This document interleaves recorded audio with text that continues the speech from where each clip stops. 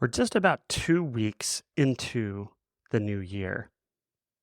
How are your resolutions going? Did you set any? Now, before your eyes glaze over and you think, I've already learned about this, I'm going to turn off the podcast, I'm going to approach this a little bit differently than what you may typically hear, especially as we approach it for authors. There are plenty of podcasts out there about resolutions, setting goals, and how to do it, how to build habits. And that's all great information. But I want to take this a little bit different perspective. I want to go a bit deeper. And so today, to kick off the new year with a new, fresh perspective on goals, not the tiered New Year's resolutions that we'll all probably break in February, but I want to go into something deeper, something that fosters true growth as an author.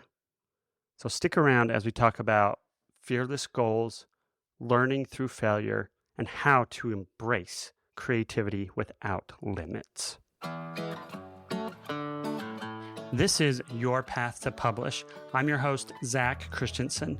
For the past decade, our team has guided authors just like you to find the best path to publish your book, get people excited to buy it even before it launches, and to turn it into the ultimate business card to build your business and your legacy. If you are ready to get your book out of your head and into people's hands, you're in the right place. Let's dive in.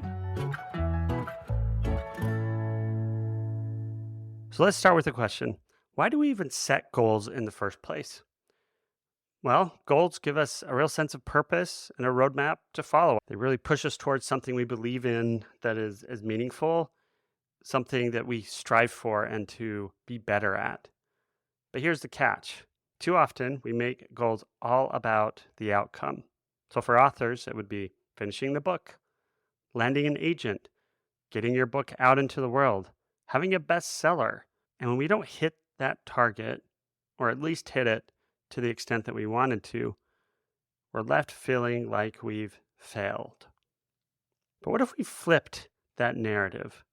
What if the real reason to set goals wasn't about achieving them, but about who we become in the process? What if goals weren't just a measure of success, but a tool for growth? Over the past few years, I've set a goal, a physical goal, to be able to do 2 sets of 100 push-ups. These push-ups aren't military grade where I need to touch my chest to the floor, but to at least getting the 90 degree in my elbow so I know I'm getting a good push-up in. It's been 2 years and I have not reached that goal yet. What happened is I started setting the goal and then something would get in the way, whether it was time, motivation, or honestly getting sick and being derailed and having a setback, which would discourage me, and then I would stop. At some point within the first 6 months, I realized by setting a deadline for this type of goal, for me, it was discouraging me. So I decided to flip it and think about, I don't know when I'm going to accomplish this, but I know I'm going to keep going at it until I hit the goal. And to this point, the highest I've gotten is 2 sets of 50 push-ups. And I still have delays, I still have setbacks, but I don't feel a sense of failure. I feel a sense of growth. I've learned that with every setback I have, I don't go as far back as I think I would. In the beginning, if I got a setback, I would get to 25 push-ups, 2 sets of 25 push-ups, have a setback and drop down to 10 to 15. And then I get back up to 25 and then go further. And now at this point, my last setback put me back only down to 30 push-ups in each of the 2 sets. And I'm able to maintain that. I'm growing and I'm getting stronger and I'm noticing different physical benefits. I've decided to focus on growth. So for you as authors, you may have an ambitious goal this year, something that you've never tried, and maybe it's writing your book. You've just decided, I'm going to get my book done in the next 6 months. But what if you fail at it? What if you don't get it in the next 6 months? Was it really a failure? Maybe hitting the outcome was, but going through the process, was it? I'd like to put forth the idea that we as authors can develop a fearless author mindset.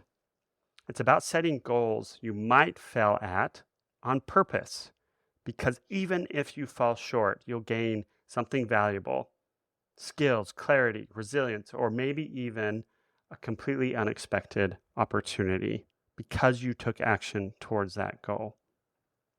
So now let's take this a step further. What if you just didn't set big, bold goals, but also gave yourself permission to let go of goals entirely, even if it's just for a little while? Now, when we're too focused on outcomes, we can lose touch with the joy of the creative process. That's why I'm becoming a big fan of creating goal-free spaces as an author. For example, this would be dedicating one writing session a week to pure exploration. No deadlines, no pressure, no expectations, just curiosity. And some of the best ideas can come from moments of creative flow when you're not chasing a specific goal, but following your instincts. And this may apply as you're writing your book, as you're trying to promote your book, as you're being you in this process. And this kind of freedom that you give permission to yourself might just lead to some breakthroughs that make your actual goals easier to achieve. So how do you balance these growth-oriented goals that we all know are important with the creative flow that I'm talking about? Well, let me share a simple framework I've come up with. Set purpose-driven goals. Instead of asking, what do I want to achieve? Ask, why does this goal matter to me? And tie your goals to something deeper than a number or a title. Number 2, celebrate progress, not perfection. Track small wins. Did you write 500 words this week? Great. Did you learn something new about yourself, your content, or if you're writing a fiction book, your characters? Even better. Number 3, fail forward. Treat every misstep as a lesson. Ask yourself, what did I learn? How can I use this to improve, to change my habits, or to approach this differently? And number 4, prioritize the journey. Make room for creativity and curiosity. Your author journey is about discovery, not just the destinations that you're working towards. I've often found that being able to set the best goals for the new year and the best resolutions is to do a reflection. Grab a notebook and just think about this. What's one goal you achieved in the past that didn't bring you the fulfillment you expected? Why not? What's one bold, scary goal you can set this year that excites you, even if you might fail, and even if you plan to fail at it? How can you create space in your author life for experimentation and flow? So take a few minutes today to reflect on these questions. You might just uncover some powerful insight. So as we head into this new year, I challenge you to become a fearless author. Set goals that stretch you, embrace failure as a teacher, and give yourself permission to let go of outcomes in favor of the journey. Remember, growth is the real win. So come February, if you've already failed at the New Year's resolutions you set, take a minute to celebrate, because this is an opportunity to learn what did, what didn't work, and it's time for you to be able to reset. I'd love to hear about your bold goals and reflections.